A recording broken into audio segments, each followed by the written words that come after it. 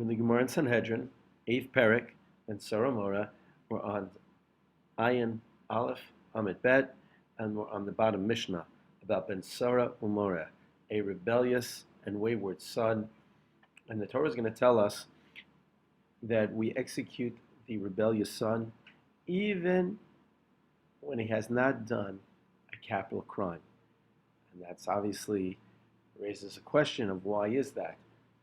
We don't kill anybody for anything other than a capital crime. So let's take a look.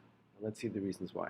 So we'll look at our Mishnah. The Mishnah says, Ben Sora Mora Nidon al Shem Sofo. He's judged according to how his end is going to be.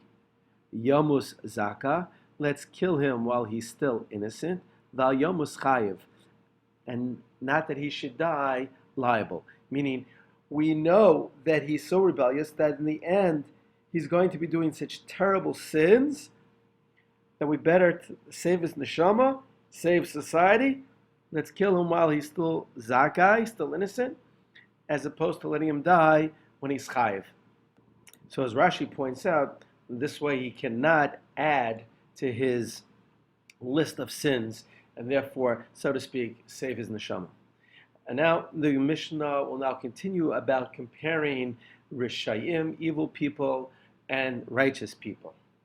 Shemisasan shel Rishayim, the death of evil people, Hana'a lahen, Hana'a la'olam.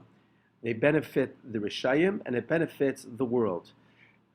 Rashi says because this way they can't add to their sins, and it benefits the world because it lessens the evil in the world. Litzadikim, righteous people, ra lehen, ra la'olam. And death for the righteous people, it's not good for them and it's not good for the world. Ra lehen, it's bad for them because they can't do more mitzvos, and ra la'olam, their influence, their positive influence in the world is now absent. Yayin v'shena, drinking wine and sleeping, l'rishayim, for evil people, hana lehen, v'hana la'olam. It's good for them and it's good for the world. Let tzadikim, but when it comes to tzadikim, ra lehen v'ra la'olam. Why is drinking, getting drunk, and sleeping good for the Rishayim? Because when they're drunk or they're sleeping, they're not focused on doing sins. With tzadikim, if they're drunk or they're drinking, they're not going to be able to do mitzvot, and again, they're not going to be able to have a positive influence in the world. Pizor l'Rishayim, the scattering of Rishayim, hana lehen v'hana la'olam.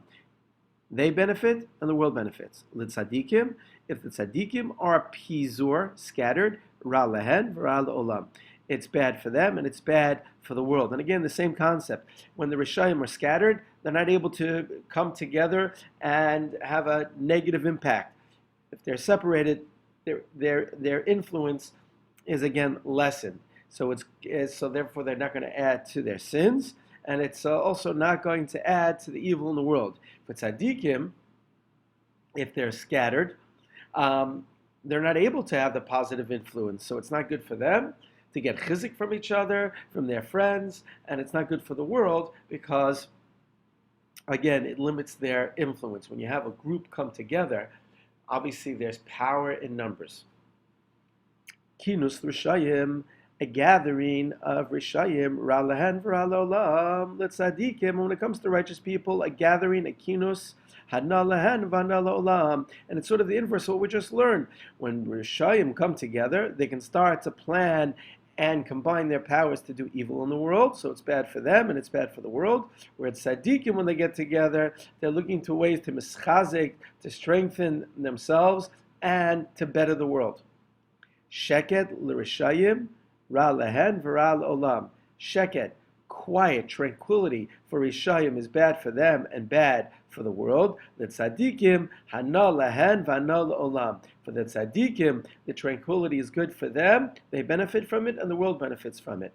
Sheket for Rishayim is not good because then they can focus on devising evil plans to do sins, and again, to have a negative impact in the world. For tzadikim, when they have sheket, they're able to focus on their masim tovim and their mitzvos and to help themselves, their community, and Klal Yisrael.